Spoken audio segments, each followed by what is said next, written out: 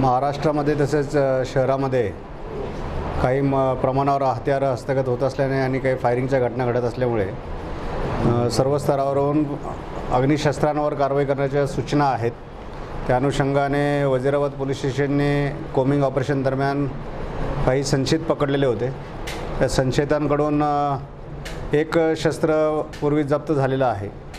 त्याला परत बोलावून त्याची पडताळणी करून हे शस्त्र कुठून प्राप्त झालेले आहे याची खात्री केली असता त्यांचा मध्य प्रदेशमधील एका शहरामधून याची पुरवठा होतो याची माहिती मिळाली आणि त्या अनुषंगाने त्यांनी पुढील तपास केला. किती हत्यारं तिथून आणली गेली, ती कोणाला दिली गेली आणि त्या अनुषंगाने त्यांनी 3 आरोपी अटक केलेले आहेत. 4 शस्त्र ताब्यात घेतलेले आहे. यापूर्वी 1 शस्त्र त्यांनी ताब्यात घेतलं होतं. एकूण 5 अग्निशस्त्र आणि 20 राऊंड जप्त केलेले आहेत.